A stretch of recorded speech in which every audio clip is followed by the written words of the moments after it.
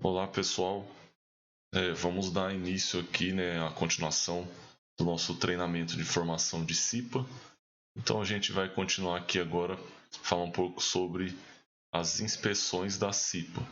Então a CIPA deve realizar periodicamente as inspeções nos ambientes e condições de trabalho, visando identificar situações de risco à segurança e saúde aí de todos os colaboradores, tá? Então, como eu falei anteriormente, uma das atribuições, um dos deveres da CIPA é realizar as inspeções, tá? Então, no ambiente de trabalho como um todo. Então, seja aí desde o administrativo até todas as unidades, estoque, os hospitais, enfim, todos os locais de trabalhos, tá? Então, aqui a gente vai falar um pouco sobre qual a periodicidade, que essas inspeções devem acontecer. Então, por exemplo, temos as eventuais, que são realizadas sem data pré-determinada, as de rotinas, que são realizadas com frequências pré-determinadas para evitar o surgimento de novos riscos de acidente. Então, é bom, criar um cronograma para pré-determinar quando vai acontecer esses tipos de inspeções. Tá? E a periódica para acompanhamento das medidas preventivas sugeridas realizada conforme o cronograma aí estabelecido pelos cipeiros. Tá? Então, por exemplo, a de rotina, a gente faz um cronograma, pode ser uma vez por mês, por exemplo. E aí, feito essas inspeções, vai checar de uma maneira geral tudo, desde equipamentos de combate a incêndio até as condições de trabalho, os equipamentos, os EPIs. E caso for constatada alguma irregularidade, nas inspeções periódicas, que é justamente para fazer o acompanhamento, para ver se aquele problema foi sanado, aí é feito esse tipo de inspeções. As eventuais, por exemplo, vou fazer uma visita em tal unidade. Já que eu estou aqui, deixa eu fazer uma inspeção aqui, nem se for visual. Então, essas seriam as eventuais. Eu vi alguma irregularidade? Registra com foto, pessoal, para poder levar aí para a reunião de CIPA para ser discutido, tá? Todas as inspeções, pessoais, devem ser realizadas seguindo um checklist, onde vocês possam realmente avaliar todos os itens. Então, como eu falei, EPIs, equipamentos de combate a incêndio, então ver se está sendo seguido procedimentos, enfim, de uma maneira geral. Então é importante ter um checklist, que aí você vai lá, o extintor está ok, um exemplo. Então a gente vai lá e tica que ele está ok. E assim por diante, tá? Desse jeito, a gente, com esse checklist fica mais fácil para a gente vistoriar. E aí, de certa forma, com essas inspeções, a gente vai evitar algum tipo de falha, tá? Desde seja em procedimento ou até equipamentos que estão em uso. Bom, investigação de acidente também, pessoal, a CIPA, os cipeiros podem estar realizando, tá? Então, vamos ler aqui o texto, e a gente vai comentando. Então, primeiramente, é importante investigar as causas, do acidente, tomando medidas que evitem sua reincidência. A investigação, vamos dizer que ela tem três fases, Então, a primeira, coleta de informações, diagnóstico e propostas de medidas corretivas. Então, por isso que é uma investigação. Então, aconteceu um acidente. Os cipeiros aí, vocês têm que ir até o local, conversar com esse colaborador que sofreu esse acidente e coletar todas as informações. Todas, tá, pessoal? Por exemplo, que hora que ele entrou, que hora que ele sofreu o acidente, para ver quantas horas trabalhadas ele tinha antes de sofrer esse acidente, como que foi, se possível pede para ele simular novamente quais foram os movimentos que foram realizados e todas as informações possíveis. Então, diante da coleta de informações, vocês aí a gente consegue ter um diagnóstico para saber o que aconteceu. Se foi uma falha de procedimento, uma quebra de procedimento, ou se foi algum equipamento, algum EPI que não estava de maneira adequada. E depois disso, a gente sempre precisa propor uma medida corretiva, tá? Para quê? Para que isso não aconteça novamente, não tenha reincidência, como o próprio texto fala, tá? Então, a investigação deve ser realizada no local do acidente, se possível, tá? Quando possível, com a presença do acidentado, que é no caso um colaborador. Se tiver testemunhas, o importante aqui também a gente entreviste, né? Pegue o relato dessa testemunha, além, é claro, aí do responsável da área, aí, a líder, enfim, tá? E também é importante lembrar, pessoal, que o objetivo da investigação não é a gente apurar somente as causas e responsabilidades, tá? Esse é o objetivo, na verdade. É importante lembrar, né, que o objetivo é esse, é apurar as causas e as responsabilidades. Então, o que levou a esse acidente e de quem é a responsabilidade, tá? E não a gente sair falando, fulano é culpado porque ele fez isso. Não, não é essa a ideia, tá? Então, a gente tem que tentar entender o que aconteceu, tá? Então, por isso que quando sempre for realizar uma investigação, ela deve ser de maneira imparcial, tá? Ou seja, não pode favorecer nem a empresa, nem o colaborador. Não pode deixar fatos como fator emocional, amizade, enfim. Quando for realizar uma investigação, tem que ser imparcial, a gente tem que ser neutro e tentar acertar aí da melhor maneira quais foram as causas e as responsabilidades que levou a esse acidente de trabalho, tá bom?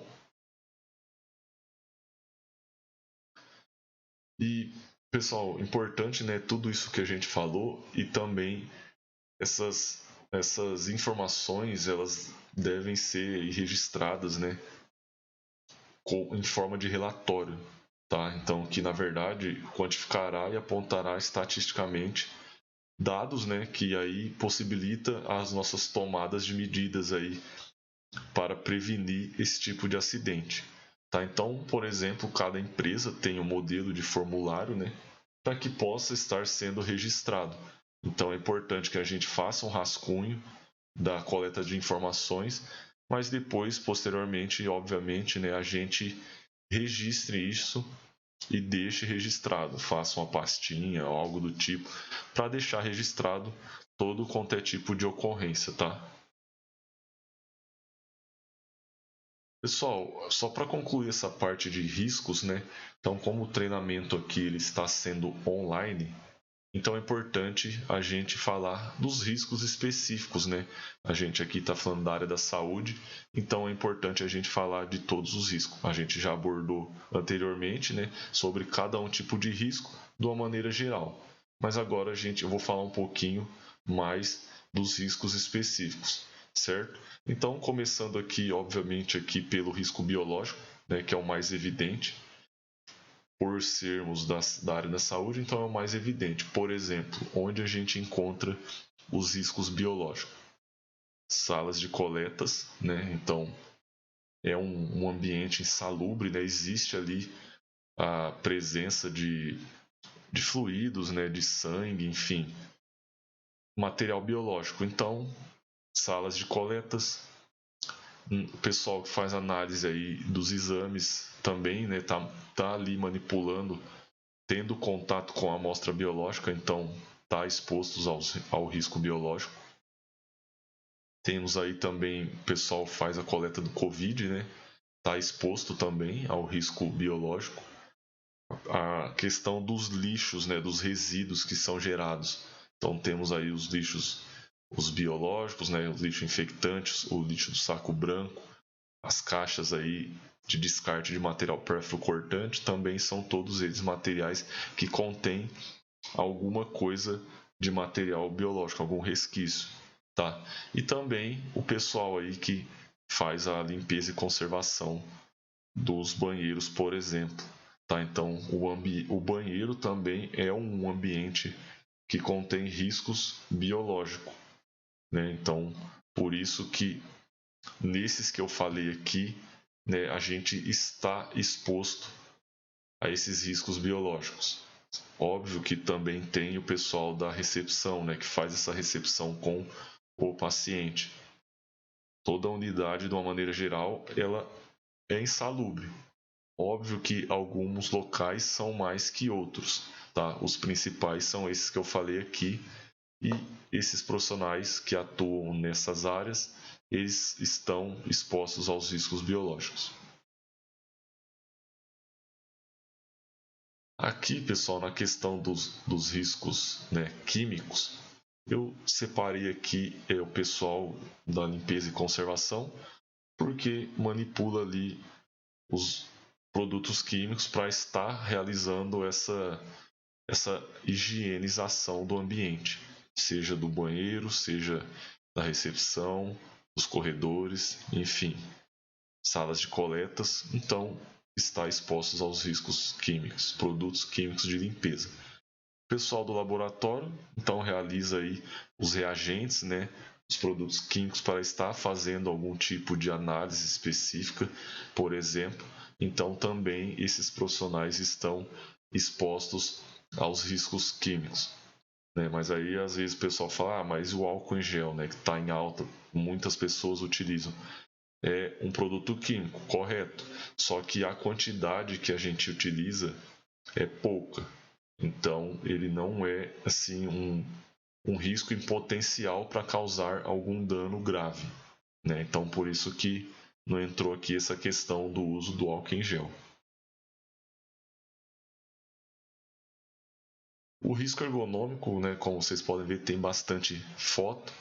Ele está presente, né, no nosso dia a dia, enfim, não só no ambiente de trabalho, mas como em casa também.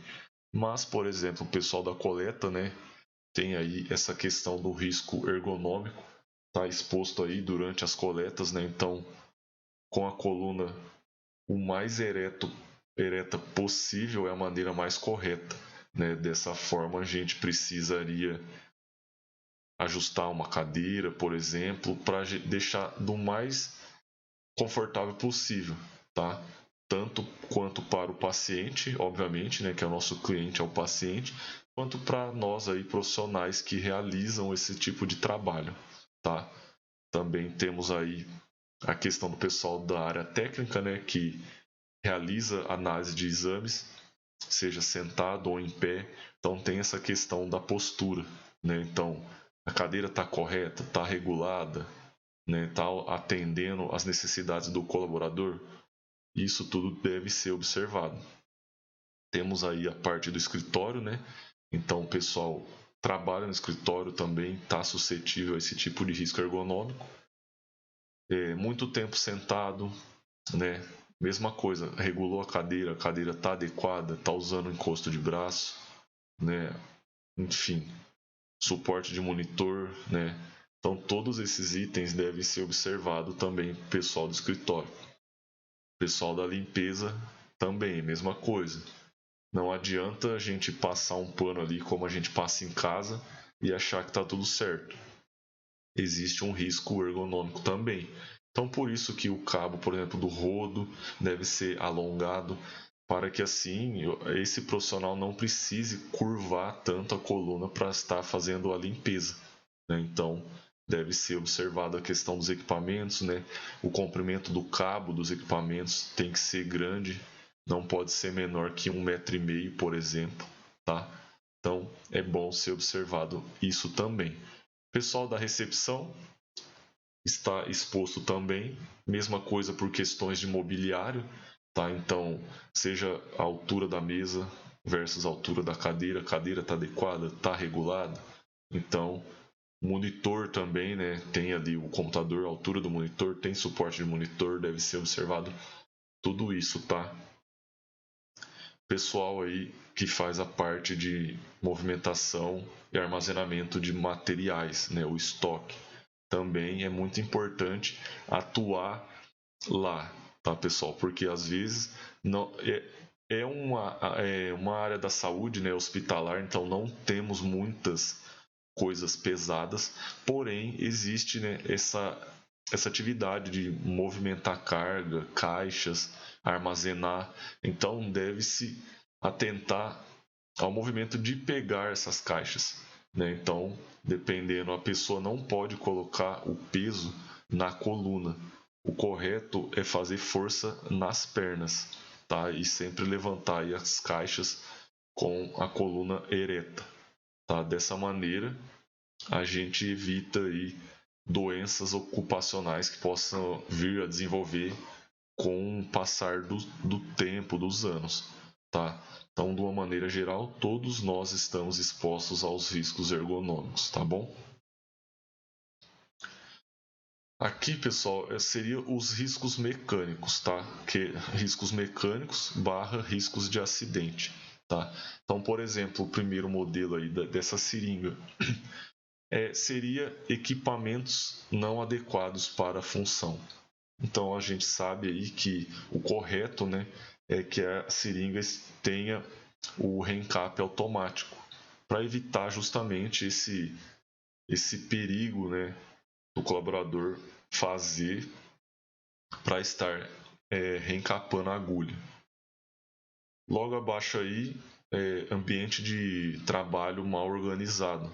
Então, vocês podem ver, está tudo amontoado, pallet levantado. Então, o ambiente de trabalho mal organizado também, ele causa acidente, tá? Armazenamento inadequado. Do lado temos o ambiente de trabalho mal organizado, então isso pode sim ocasionar um tipo de acidente. E por último aqui, mas não menos importante que os outros, é a questão dos animais peçonhentos, tá? Então, por exemplo, a gente faz, vocês realizam a detetização, não sei se é semestral ou anual, não lembro, mas é realizado. Então, por exemplo, a gente fez em tal unidade, tá lá bonitinha a detetização em dia, sem animais peçonhentos. Né? Aqui tem aranha, cobra, né, escorpião, mas pode ser só aranha, só escorpião, enfim. Não adianta a gente cuidar do nosso terreno, da nossa unidade, e o vizinho do lado não cuidar do terreno dele. Né? Então, ali, se ele tiver acúmulo de material, guardar alguma coisa lá, com certeza ele vai proliferar esse tipo de animal, né? O animal peçonhento. Ele pode sim, com certeza, vir aparecer na unidade. Aí o trabalhador, o colaborador, tem um animal aqui, um escorpião, achei um escorpião. Aí acha que o problema é na unidade, mas não. Pode ser de esgoto do vizinho, tá? Então só ficar atento a esses riscos que são os mecânicos também. Tá certo, pessoal? Bom, vamos dar uma exercitada um pouco então, né? Aqui fala o título, quais os riscos que você consegue enxergar, tá? Então essa é uma atividade de abastecimento de pallet. Então vocês podem aí analisar a imagem, né? Logo de cara aqui a gente já consegue ver que esse trabalhador ele deveria estar usando no mínimo uma luva, né, de proteção para a mão, para evitar aí escoriações, até mesmo entrar farpa na mão dele. Né? Mas quais os riscos vocês conseguem enxergar nesta imagem? Então aqui, né, o resultado dessa atividade é o prensamento, né, no terceiro e quarto dedo da mão esquerda. Obviamente que aqui a gente consegue ver do lado direito dele, mas na outra imagem a gente consegue ver que ele prensou esses dedos, né? E nessa aqui, pessoal, essa atividade é uma retirar a embalagem plástica da bobina de trabalho. Né? Então, o pessoal está aí com uma faca, um estilete, uma espécie de um material cortante, né, realizando essa atividade. Quais os riscos vocês conseguem enxergar? O que vai ocasionar essa atividade?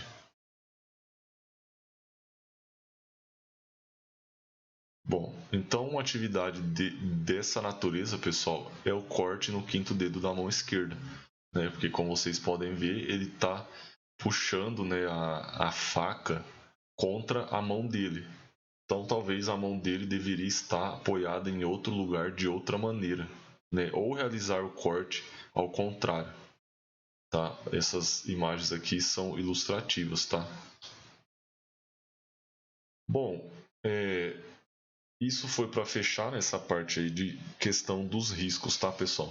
Agora é importante, né, a gente saber um pouco sobre inclusão de pessoas com deficiência e reabilitados no processo de trabalho, né? Então, esse é um dos temas novos, né, que foi aí acrescido com essa atualização da NR5, e é importante aí que a gente saiba também um pouco sobre isso, né?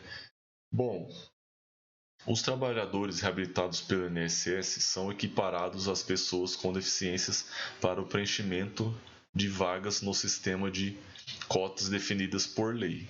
Tá? Então, para fazer parte do sistema de reabilitação, é importante que o médico ou o perito do INSS avalie que o trabalhador tem condição de exercer uma nova atividade profissional.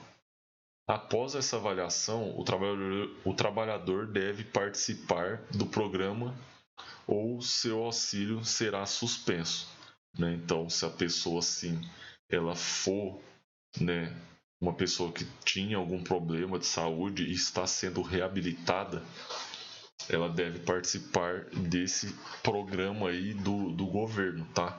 Senão ela passará a perder o auxílio que o governo dá para essas pessoas reabilitadas. Bom, desde 91, pessoal, tem uma lei para a inclusão de pessoas com deficiência no mercado de trabalho. A gente falou de reabilitados e aqui é pessoas com deficiência, ou seja, pessoas, né, é o PCD. Então, a partir de 99, tá? A lei existe desde 91, mas a partir de 99, as empresas brasileiras começaram a contratar os trabalhadores com deficiência. Tá? Então, esses dados aqui é do ano de 2019. Tá? Então, por exemplo, das 701 mil vagas oferecidas no sistema de cotas, somente 371 foram preenchidas. Então, ou seja, 47% das vagas não foram ocupadas. Então, é importante a gente fazer essa conta para que a gente possa, né, dar oportunidade para essas pessoas. Essa lei aqui, 13.416, de 6 de julho de 2015, fala que as empresas são obrigadas a contratarem pessoas com deficiência quando o quadro ultrapassar 100 colaboradores. Tá? Então, por exemplo, a empresa tem 99 colaboradores. Ela não está obrigada a ter essas pessoas com deficiência ou reabilitados. Então, aqui no exemplo abaixo ilustra melhor. Por exemplo, então, quando ultrapassar 100 colaboradores, então até 100, de 100 para baixo não precisa. 101 colaboradores a 200, 2% do número de colaboradores. Então, 2% desse número deve ser pessoas reabilitadas ou PCDs. De 201 a 500 colaboradores, 3% do número de colaboradores total. 501 a 1000 colaboradores, 4% do número de colaboradores total. Agora, se for acima de 1000 colaboradores, esse percentual sobe para 5% do número de colaboradores. Tá? Então não é, eu tenho aqui 105 colaboradores, eu vou colocar um PCD, por exemplo. Não, tem que ser feita essa conta.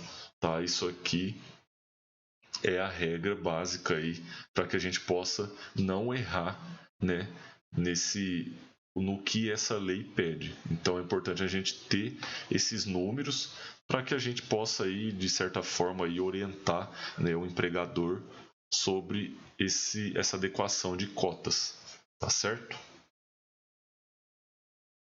E aqui, pessoal, também algo muito importante, né? Às vezes o pessoal quer só contratar para justamente seguir, né, a lei, o que a legislação pede. Mas não basta a gente apenas contratar essa pessoa com necessidades especiais. Então a empresa precisa adequar as condições para atender às necessidades dos colaboradores. Então, não adianta a gente só contratar, a gente tem que dar o suporte para essa pessoa, para esse colaborador, para que ele possa exercer as atividades dele sem dificuldades. Então, por exemplo, o local de trabalho deve estar de acordo com a NBR 9050, que fala sobre acessibilidade a edificações, mobiliários, espaço e equipamentos urbanos. Então, vocês podem estar pesquisando sobre essa NBR, lá fala melhor, né, sobre o que a gente tem que fazer, as adaptações desde a edificação, do mobiliário, do espaço, né, os espaços comuns, equipamentos, enfim, de uma maneira geral. Então, só para recapitulando, não adianta a gente apenas contratar para atender o sistema de cotas, a gente deve dar condição também para esses colaboradores.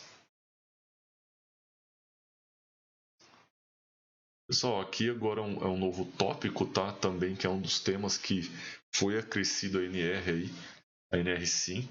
Então, que fala um pouco aí sobre os princípios gerais de higiene do trabalho e das medidas de prevenção dos riscos, tá? Qual é a importância e os objetivos da higiene do trabalho? Então, pessoal, de acordo com a OMS, o conceito de saúde está associado ao completo bem-estar físico, mental e social, e não apenas na ausência de doenças. Tá? Então, muitas vezes o pessoal pensa aí que então a pessoa está ali sem sofrer acidente, sem desenvolver uma doença ocupacional, ela já está top. Não. Então, segundo a OMS aí, está associado também ao bem-estar físico, mental e social, certo? Então, a higiene do trabalho, ela é uma ciência que tem como objetivo reconhecer, avaliar e controlar os riscos provenientes do trabalho. Esses riscos são fatores decorrentes do ambiente ou processo produtivo, que podem provocar acidentes e afetar a saúde, o conforto e até a eficiência do trabalhador. Então, consequentemente, esse colaborador ele vai vir a ser menos produtivo, tá?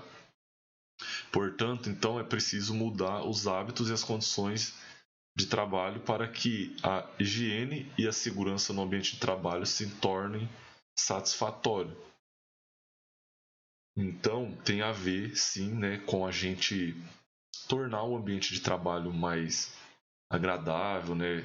E para essa maneira, a gente tem que não só deixar o ambiente livre de riscos de acidente, a gente tem que fornecer condição mental e social para nossos colaboradores e bem-estar físico também, como logo o texto acima aí fala, tá? Esses são os princípios aí da higiene do trabalho, tá bom? Aqui um pouco mais aqui o objetivo, né, falando mais a fundo aí. Então, quais são os principais aí objetivos? Eliminação das causas de doenças profissionais, aumento da produtividade e propor as medidas preventivas de acordo com os riscos encontrados. E também aí controle, né, das exposições inadequadas a agentes ambientais. Tá? Então também tem aí essa questão com os ambientes. Tá? As etapas da higiene do trabalho. Então, para que essa higiene do trabalho tenha total eficácia, ela deve conter os seguintes passos. Bom, antecipação, né? A gente tem que antecipar qualquer tipo de risco, fazer o reconhecimento, avaliar e aplicar o controle, né? Para que a gente possa controlar. Se vocês perceberem, é quase igual aqui, esse espaço é quase igual a investigação de acidente. Então, antecipação, a gente pega o relato, reconhecimento, a gente tem o diagnóstico, aí a gente avalia e faz o controle, que é a medida de controle para que tal acidente não aconteça, por exemplo. Então, essas etapas da higiene do trabalho, vocês veem que elas fazem sentido, né, com uma simples investigação de acidente, por exemplo. Tá? Então, a gente precisa antecipar o risco, né, o ambiente, fazer o reconhecimento, avaliar e fazer e propor esse controle. Certo? Então, aqui agora a gente vai falar um pouco sobre primeiros socorros, tá? É importante que a gente saiba como agir em diferentes situações, tá? A gente vai falar várias delas, vai comentar, tem alguns vídeos também para ilustrar um pouco, para a gente ter essa ciência, tá? A ideia aqui não é formar socorristas profissionais, mas é sim que a gente tenha ciência e saiba como agir em determinadas situações.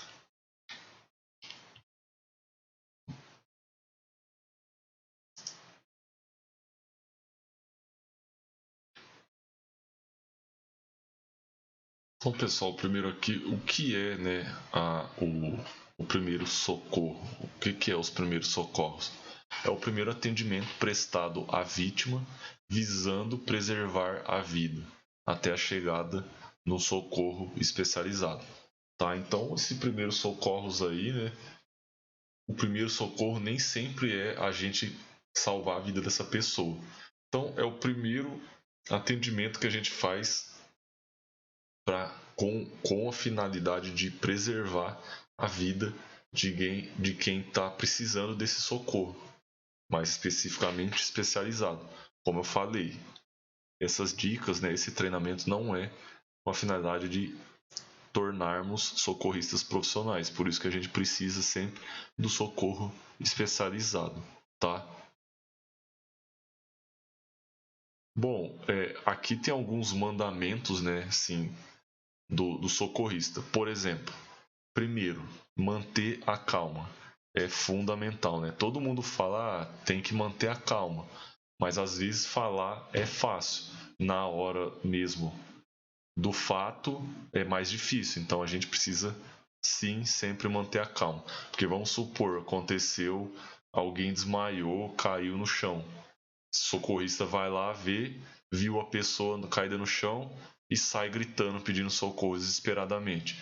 Então isso você vai colocar outras pessoas em pânico, tá? Então essa não é a calma. Um socorrista tem que sim manter a calma, tá? Segundo, preservar pela segurança. Então, por exemplo, a vítima caiu. Qual que é a ordem aí que a gente deve prezar aí pela segurança? Então, primeiramente, eu, né, o socorrista. Depois, segundo, a minha equipe, quem está ali bem ainda, está em pé, está conseguindo se mover. E depois, a vítima, né? Então, a gente deve preservar a segurança.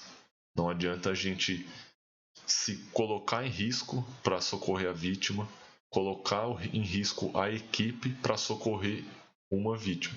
Então a gente deve sempre pensar primeiramente em nós, na equipe e depois na vítima, certo? Para acontecer alguma coisa maior, tem mais de uma vítima no chão. Terceiro mandamento: priorizar as vítimas mais graves e dentre elas aquelas com maior chance de sobrevida, tá? Então a gente tem que fazer uma análise ali, né, visual e ver quem é os mais graves e quem é os que tem mais chance aí de sobrevida, tá? Então às vezes aquela pessoa só caiu, bateu a perna, não fraturou nada, ela tem ela tá com uma lesão leve, digamos. Então a gente tem que priorizar quem está mais grave, certo? Quarto, pedir o auxílio, né? Não adianta a gente achar que é um super-herói e querer fazer tudo sozinho. Então, a gente sim deve pedir auxílio aí de outras pessoas. Importante, vocês vão ver que eu vou falar mais de uma vez, é a gente saber ter o controle da situação e fazer delegações. Então a gente pode pedir auxílio de que forma? Eu sei mais ou menos aqui como eu vou agir, o que eu vou fazer. Então, para não ter muitos curiosos em voltas, que isso é normal, então a gente falou, fulano, liga pro bombeiro, o outra pessoa ali liga pro SAMU, por exemplo. Então isso é pedir ajuda, tá? Então peça ajuda, nunca faça nada sozinho. E o quinto mandamento aqui, ser socorrista não é herói, né? É uma reflexão aí para a gente pensar um pouco. Bom, aqui tem a continuação, né? Então, o sexto, antes de agir, verificar a existência de risco no local, né? Então, muitas das vezes a vítima está caída, né? E tem risco de desabamento, por exemplo, né? Então, é importante a gente verificar se tem existência de risco naquele local, porque se tiver risco de desabamento ou algum fio com eletricidade, lembra do outro mandamento? Primeiro eu, depois a equipe e depois a vítima. Então a gente tem que ver se tem algum risco ali naquele local que coloca a nossa vida, por exemplo, em perigo. Não adianta eu ir lá salvar essa vítima e acabar se tornando vítima. Aí era uma vítima, agora já é duas, né? Então o problema vai aumentar. 7.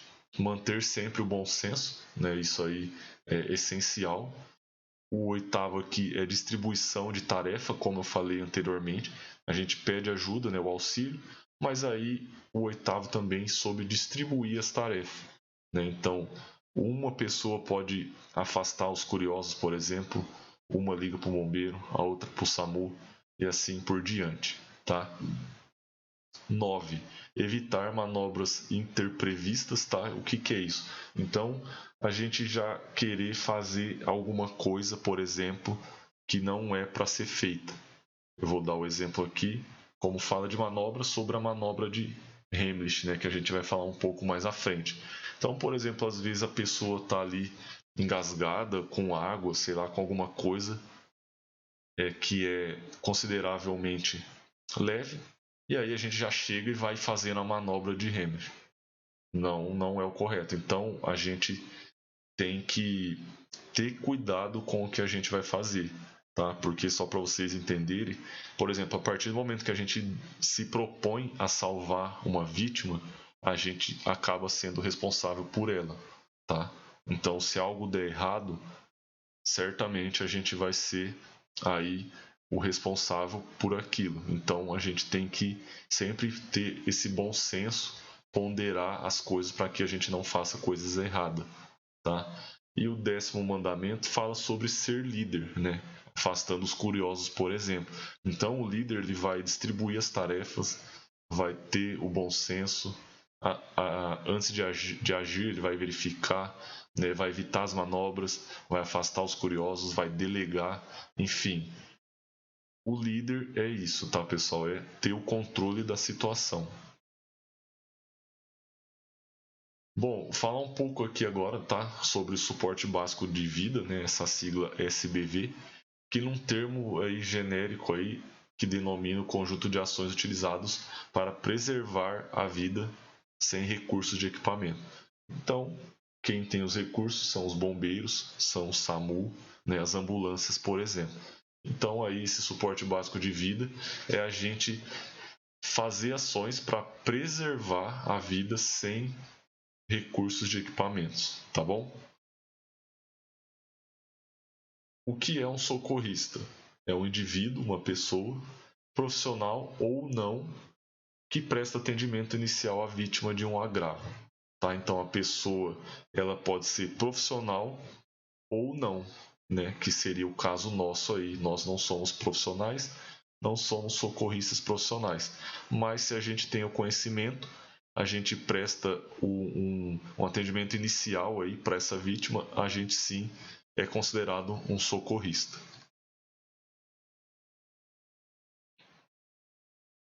Bom, o socorro à vítima, pessoal, sempre consiste em reconhecer que se trata de urgência e emergência, tá? Então, a gente tem que ter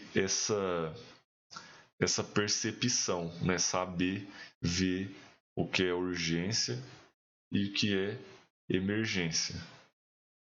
Então, por exemplo, vocês sabem o que diferencia uma da outra?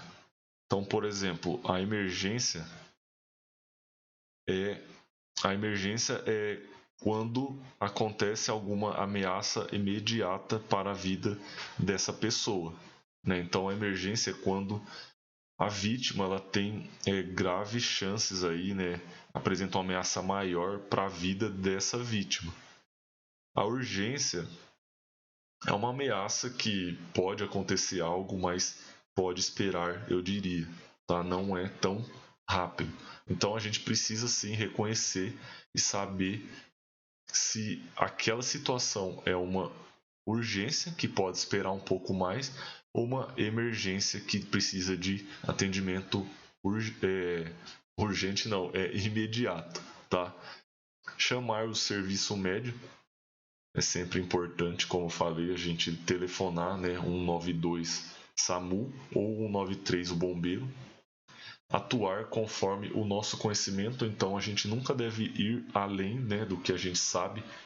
Então a gente tem certo conhecimento, a gente deve ir até onde o nosso conhecimento permite, tá? Não tentar fazer coisas aí que a gente não saiba, coisas mirabolantes, porque como eu falei, a gente é responsável por essa vítima a partir do momento que a gente se propõe a ajudá-la.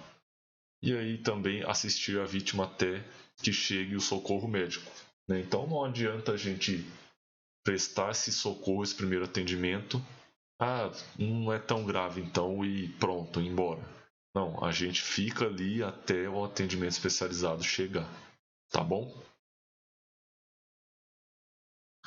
Só aqui a gente fala um pouco, né? Vamos abordar um pouco sobre o RCP, né? Que é a reanimação cardiorrespiratória, que é quando a vítima apresenta-se com ausência de respiração e pulsação.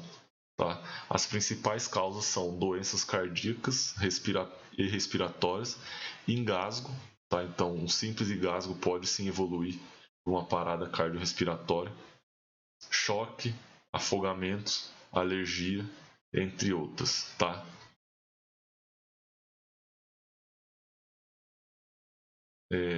Aqui, pessoal, sobre o desmaio, né? Então, o desmaio, o que é um desmaio? É uma perda momentânea da consciência. Então, a gente perde essa consciência e a gente acaba desmaiando.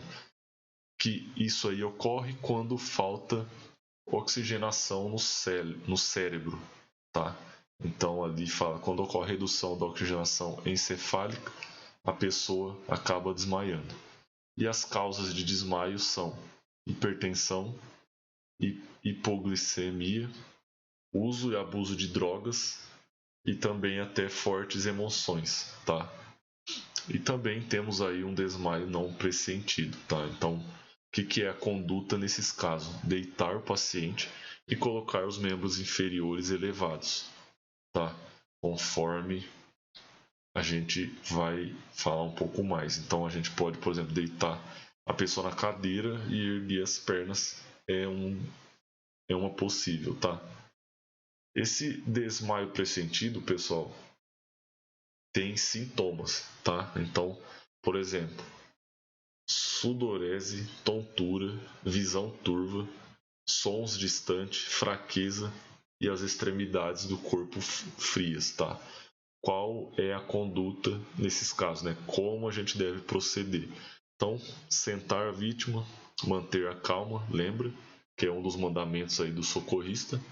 Orientar a vítima a abaixar o tronco e a cabeça com os membros, né, relaxados e perpendicularmente, tá, ao tronco. Então, ou seja, a pessoa vai sentar na cadeira, encostar o tórax aqui nas pernas e deixar os braços soltos para baixo, aí, encostando no chão, tá? E aplicar a manobra de força contra força, tá? Que é abaixar a cabeça. Nunca oferecer, pessoal, isso aqui é muito importante, tá? Nunca oferecer nada para a vítima cheirar ou beber, Então o pessoal às vezes desmaia lá, a pessoa já vem dando álcool para ela cheirar, né, pondo água para beber, enfim. Isso aí não pode acontecer, tá? Só pode ser oferecido líquido aí para a vítima quando ela estiver consciente novamente, tá? Em condições aí melhores. Aqui são alguns exemplos, né, do que a gente falou sobre deixar os membros aí perpendicularmente, né? E o outro ali da gente elevar as pernas, né, ao nível aí da cabeça. Então, esses são imagens para ilustrar um pouco o que a gente falou agora, tá? Obstrução das vias aéreas por um corpo estranho, tá? É o famoso engasgo. Então, nesses casos, o que a gente deve fazer? Então, primeiramente, né, avaliar a cena, a situação. Como eu falei, não adianta a gente vir já fazendo a manobra, agindo, sendo que a gente nem sabe o que é. Então é importante a gente ter ciência o que aconteceu realmente. Segundo, avaliar as vias aéreas, tá? Então, porque às vezes é algo que está solto ali ainda na boca e a gente consegue tirar facilmente. E caso for constatado realmente o engasgo, aí sim fazer a manobra de Heimlich. Tá? Só para a gente entender um pouco melhor, existem dois tipos de engasgo. Tá? Então, é um parcial e um total. O parcial, pessoal, ainda a pessoa consegue falar, consegue emitir sons e respirar com dificuldades. Já o total, não, realmente essa pessoa não consegue respirar, tá? Falta o ar ali, obviamente, dependendo do tempo ela vai vir a desmaiar, porque como ela não respira, não chega a oxigenação no cérebro, tá? Então, essa é a conduta. A gente tem que seguir esses dois passos. Caso seja constatado realmente um engasgo total, deve ser realizada a manobra de Heimlich. Bom, essa é uma imagem que ilustra, né, a manobra de Heimlich. Então, por exemplo, primeiro passo a gente vai envolver os braços entre a caixa torácica e o umbigo da pessoa engasgada, né, como mostra aqui no exemplo. Fechar bem uma das mãos, mantendo o polegar para fora. Então a gente fecha a mão como se estivesse dando um joia. O polegar vai ficar para cima, certo? Então a gente abaixa ele, encostando no dedo indicador, vai ficar como se fosse o dedão aqui para incomodar, né, a caixa torácica da pessoa. Então, com a outra mão, a gente vai segurar o punho, né, com firmeza e pressionando aí para cima. Então, a gente colocando a mão, a gente vai fazer os movimentos. Para a gente encontrar facilmente qual é a altura e o ponto, a gente consegue fazer o quê? A gente consegue achar o umbigo da pessoa. Quando achou o umbigo, a gente vai colocar a mão fechada, tá? Colocar a parte de baixo aqui da mão. Colocou a mão, a gente fechada, a gente vai girar a mão até que o dedão fique encostado aqui na pele. Esse aqui é o ponto. Então a gente vai com a outra mão a gente vai pôr força e puxar para dentro e para cima, de uma maneira uniforme, tá? Não pausadamente. E aí a gente faz os golpes e aí depois disso a gente tem que avaliar se a desobstrução foi concluída e se a pessoa e a vítima voltou a respirar. Caso o objeto não for expulso, a gente vai repetindo aí até que essa pessoa consiga aí a expulsar esse objeto e vir a respirar, tá? Aqui são algumas imagens, né? Então, o ideal também, pessoal, é importante a gente colocar a perna entre as pernas da pessoa, igual essa primeira foto, de que modo que a gente consiga ter uma base, uma firmeza para poder aplicar os golpes. Porque se a gente ficar reto com a pessoa, a gente pode vir a cair também e se machucar. Então, o que era um problema pode virar dois problemas, tá? Então é importante a gente ter apoio. Caso a pessoa não consiga ficar em pé, esteja ruim demais para ficar em pé, a gente pode pedir para essa pessoa sentar.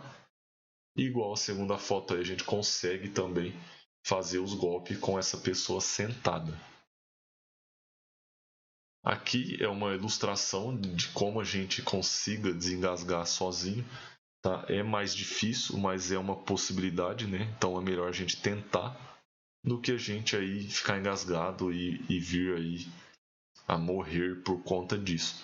Então, aqui de acordo com a imagem, coloque o punho em cima do umbigo e segure com a outra mão.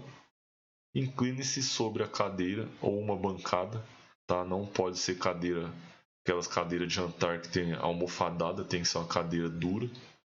Conduza seu punho em direção a si mesmo com impulsos para cima, tá? Então, a gente tem essas duas opções, colocando a mão no encosto da cadeira ou debruçando diretamente no encosto da cadeira. Se não conseguir, faça um movimento sem uso das mãos, né? que é essa segunda imagem aí, diretamente na cadeira ou um balcão. Aqui é um vídeo, tá, pessoal, do SAMU, que vai ilustrar melhor, né? Vocês vão conseguir alcançar melhor como é realizado a questão da manobra de Heimlich, tá? Meu nome é Mônica Libardi, sou enfermeira do SAMU há 13 anos.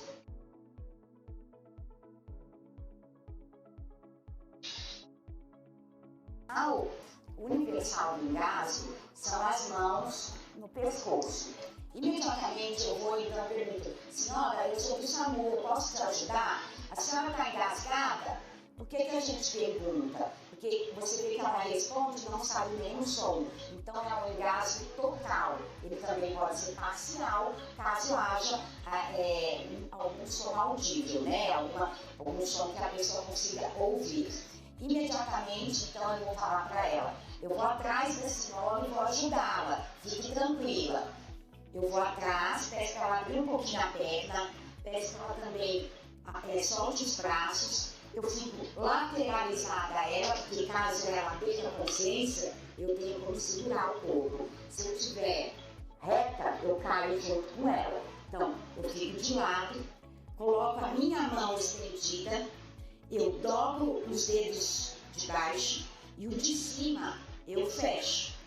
A parte de baixo da minha mão eu vou colocar no umbigo dela. Depois que eu coloquei no umbigo, eu rodo essa minha mão até o dedão ficar na pele dela. Com a minha outra mão, para me dar força, eu vou por cima e vou dar os golpes. Esses golpes, eles vão ajudar a levantar o tórax dela, ajudando a eliminar o objeto. Caso ela elimine, ela vai emitir sons. Caso ela perca a consciência, eu vou colocar ela ao solo, segurando a cabecinha dela, vou olhar a boca dela para ver se os golpes que eu dei eu consigo visualizar. Caso eu consiga visualizar, em forma de pinça, eu vou tentar retirar. Caso não consiga, eu vou ligar, vou pedir ajuda, 192, 193 e pedir desfibrilador externo automático. Imediatamente eu vou. Certo, pessoal, ali ela ia falar um pouco sobre a manobra, né, o RCP, mas a ideia aqui não é a gente abordar. A gente viu lá atrás, né, quais são as causas e o que é o RCP, mas aqui a ideia é a gente tá falando sobre a manobra aí de Heimlich, tá? Aqui é um outro vídeo, tá, que fala sobre crianças. Meu nome é Mônica Libardi, sou enfermeira do SAMU há 13 anos.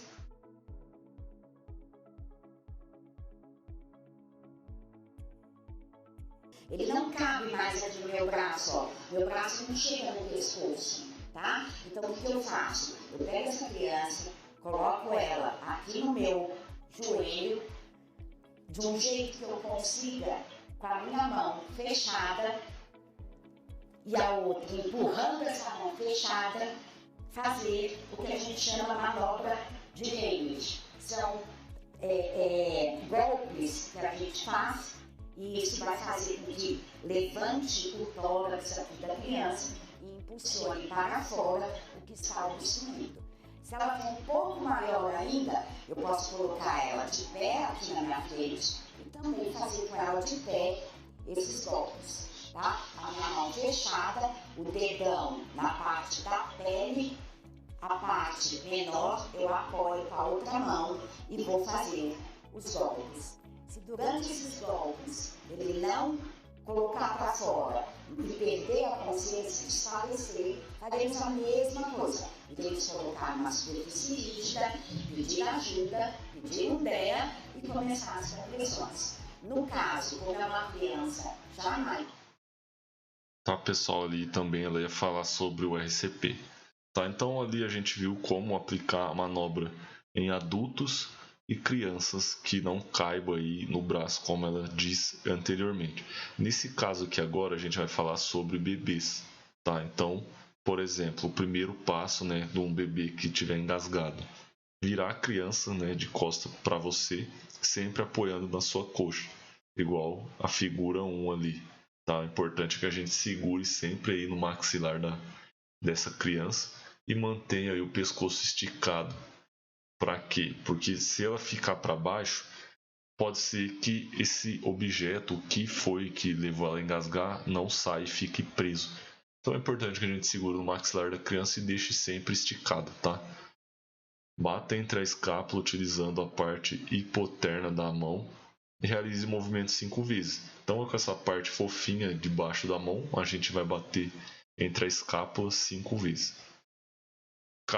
Caso ela permaneça ainda engasgada, né, faz parte da manobra, a gente vai virar essa criança de frente e realizar compressões torácicas com os 2 dedos, tá? Então a gente vai apertar aqui e a gente vai repetir esse procedimento aí até que ela venha a se desengasgar, tá?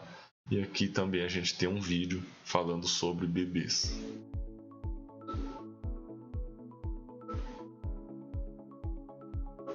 Meu nome é Mônica Libade, sou enfermeira do SAMU há 13 anos e eu vou mostrar para vocês a técnica para a gente tirar um bebê que está engasgado. Você observa uma face de choro, mas não sabe o som. Você então vai olhar a boca, ver se consegue visualizar o que está obstruindo. Caso você consiga ver o que está obstruindo, faça os dedos em forma de pinça ou em forma de gancho e tente retirar.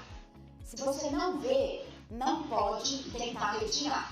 Você vai colocar então esse bebê aqui no seu braço, fazer os dedos na forma de V, da letra V, para levantar esse pescoço. Abaixa o máximo que conseguir, com a parte fofinha da nossa mão, nós vamos bater no meio desses 2 ossinhos aqui em cima. 5 vezes. 1, 2, 3, 4, 5. Imediatamente, segura a cabeça, vira e faz 5 compressões, bem no meio do peito, com 2 dedos. 1, 2, 3, 4, 5. Vou então olhar para ver se essa manobra que eu fiz conseguiu mobilizar, mexer o que estava obstruindo. Olhei, não consegui ver ainda, ela ainda está se mexendo, eu faço novamente. 1, 2, 3, 4, 5. Segura, vira 5 vezes. 1, 2, 3, 4, 5. Olhe de novo. Caso agora eu esteja vendo, eu vou, em forma de pinça ou em forma de gancho, retirar o objeto. Caso essa criança pare de se mexer, imediatamente eu tenho que colocá-la numa superfície dura, no chão ou em cima da mesa, pedir ajuda, falar que eu estou do lado de uma criança que parou de se mexer depois de ter uma obstrução da via aérea, do engasgo, e começo a fazer as compressões no peito. Ligo, peço ajuda e peço o desfibrilador externo automático, o DEA. Certo, pessoal? Então aí a gente falou sobre o engasgo, né? A gente vai falar sobre hemorragia agora, mas algo importante, pessoal, é sempre a gente pedir ajuda, tá? Então, se for visto uma situação dessa, a gente deve já delegar, né? Lembra que a gente comentou? Então a gente delega, pede para alguém ajuda ou auxílio aí para estar ligando para o socorro especializado. Então o SAMU ou o bombeiro, tá? É muito importante que a gente peça ajuda, não queira agir e fazer tudo sozinho. Pessoal, então vamos falar um pouco sobre hemorragia, tá?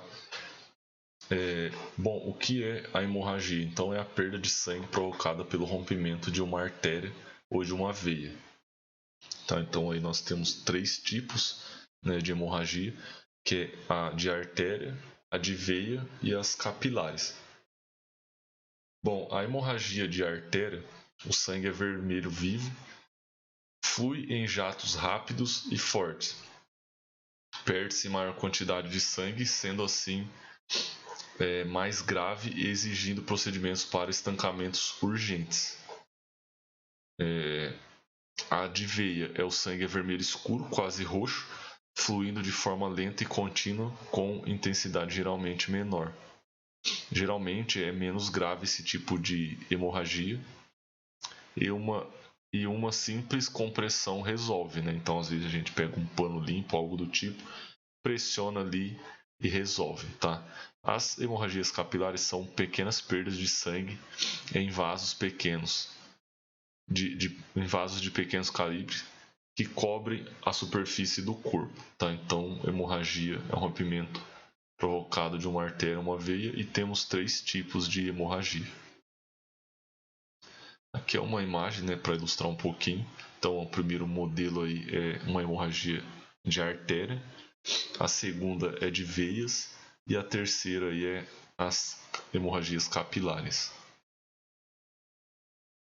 Bom, aqui temos também, pessoal, hemorragias internas, né? Então, quais são os sintomas? Taquicardia, tá?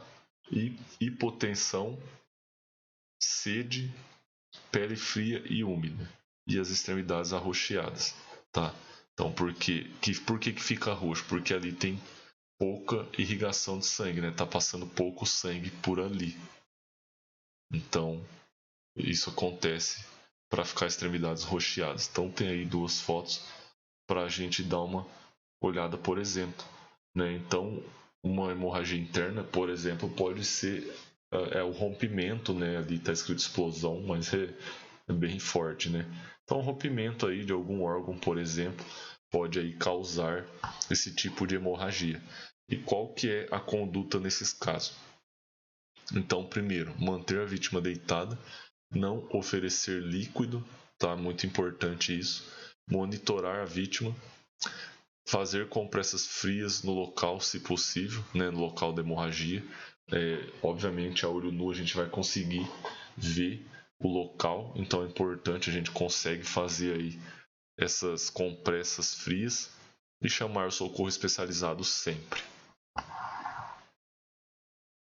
Hemorragia externa, então ela caracteriza pela perda de volume sanguíneo importante, tá? Então, obviamente, como fala externo, né, a gente vai ver com mais facilidade. Muito sangue. Qual a conduta? Primeiro, a gente, para encostar, né, na pessoa, ajudar essa pessoa, a gente deve se proteger primeiramente. Lembra que é um dos mandamentos do socorrista? Então, primeiro eu. Tá? Então, colocar aí a luva de proteção para que a gente não tenha esse contato direto, né, com o fluido corporal, aí, o sangue, no caso, né, que é um material biológico. Elevação do membro atingido, fazer compressas no local da lesão com gases, tá? Ou panos limpos. Não adianta fazer igual um filme, pegar um pano sujo, um pano de chão e colocar aí nessa lesão, né? Que aí você pode tentar de alguma forma resolver, mas você vai agravar mais de um problema. Colocar uma atadura, pano ou lençol em cima do curativo de modo que não prejudique a circulação e, em caso de corpos estranhos no ferimento, não retirar, proteger somente em volta. Então, muito comum em filme, nesses lugares, o povo toma uma facada, por exemplo. A primeira coisa que faz é remover a faca, né? Então aí, só para ficar um pouco ilustrado aí nesses casos de corpos estranhos, não deve ser removido. Deve ir para o hospital aí com o objeto lá, tá? Aqui tem algumas técnicas de compressão, né? Então, o primeiro aí é para a gente ter um controle aí da hemorragia. O segundo é aplicar uma atadura e um pano. E também o terceiro é cobrir a vítima, né? Para evitar algum tipo de choque. Quanto mais a gente perde sangue, a gente vai ficando frio, com frio.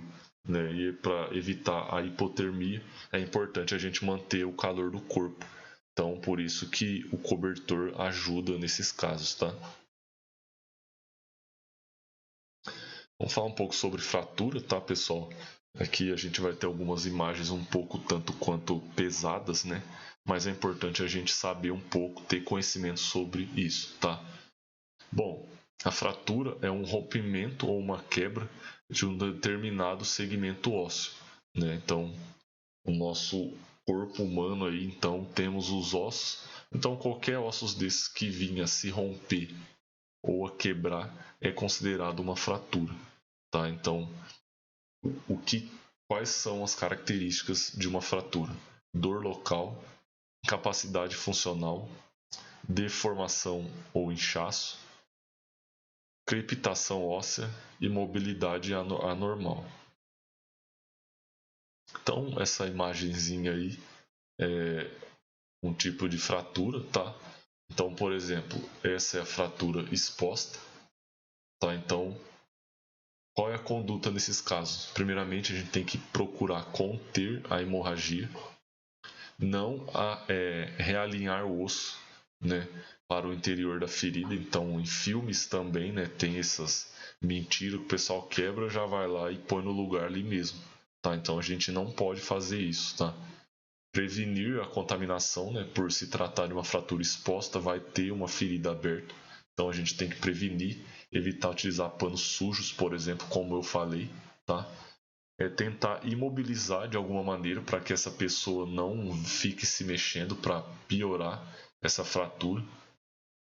Checar o pulso, né, para ver se a pessoa não está perdendo o pulso e acelerar o transporte para o hospital aí o mais rápido possível. Essa de baixo, pessoal, é uma fratura fechada, né? Então, primeiro aí que a gente falou é a fratura exposta e a de baixo a fratura fechada, que é aquela que o osso está quebrado, porém a pele não foi afetada, não sendo permitido observar o osso, tá? Então, temos aí a fratura exposta e a fratura fechada. Obviamente que a exposta é mais perigoso, tá?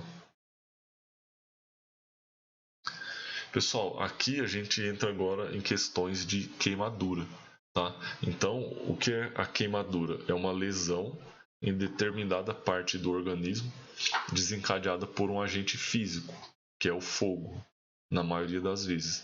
Dependendo desse agente, as queimaduras podem ser classificadas em queimaduras térmicas, elétricas e químicas, tá? Bom, aqui temos, como vocês sabem, né, graus de queimaduras. Então, primeiro grau, né, é a queimadura mais superficial e que acomete apenas a derme, né? Como vocês sabem também, a gente tem as camadas de pele. Então, a queimadura de primeiro grau ataca apenas na derme. Assim, possui um baixo risco de infecção, né? E uma exposição prolongada ao sol, por exemplo, caracteriza esse tipo de queimadura.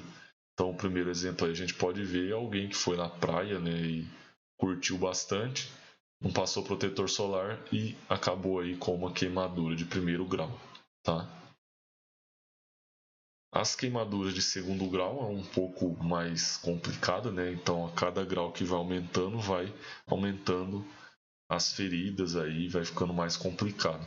Então, a queimadura de segundo grau atinge a derme e a epiderme, superficial ou profunda, caracteriza-se pelo aparecimento de bolhas, né? Então, uma queimadura de segundo grau, ela vai acontecer bolhas no corpo aí na região que foi afetada. Pessoal, essa aqui é uma queimadura de terceiro grau, tá? Essas fotos. Então, queimadura de espessuras parciais que podem apresentar vários aspectos. Por exemplo, a pele, né, fica espessa, seca, esbranquiçada ou com aspecto de couro, tá? Então, a queimadura de terceiro grau é muito mais complicada, obviamente, né? E temos aqui a queimadura de quarto grau, que ela tem espessura total, né? Então, quarto grau ela pega o corpo inteiro, que apresenta esse aspecto de carbonização que atinge os músculos, os ossos e os órgãos, tá? Bom, quais são as condutas, tá, pessoal, nesse tipo de acidente aí com queimaduras? Por exemplo, o primeiro aí é a gente isolar a vítima do agente agressor, né? Então a pessoa está exposta ao fogo, por exemplo, a gente deve imediatamente tentar isolar essa pessoa desse agente, diminuir a temperatura do local, como banho com água, temperatura ambiente, tá? Não pode jogar água gelada, água fria, tem que ser temperatura ambiente. Não perfurar as bolhas, no caso de segundo grau, né, que a partir do segundo grau começa a ter bolhas. Não perfurar bolhas, não colocar gelo, não aplicar medicamentos nem produtos caseiros. Retirar parte da roupa que esteja em volta da área queimada. Retirar acessórios, né, então anéis, pulseiras, para não provocar estrangulamento, né, da parte do corpo ou provocar inchaço. Encaminhar para atendimento hospitalar, que é o mais importante.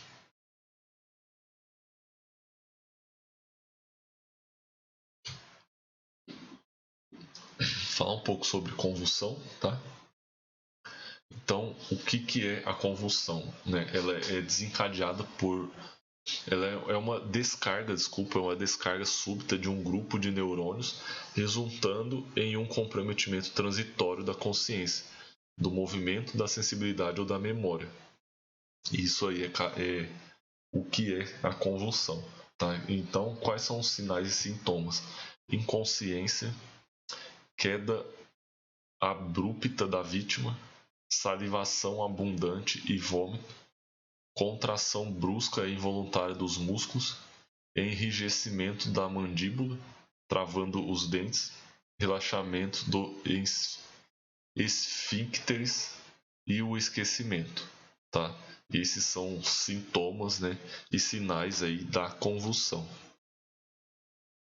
E qual é a conduta no caso de convulsão?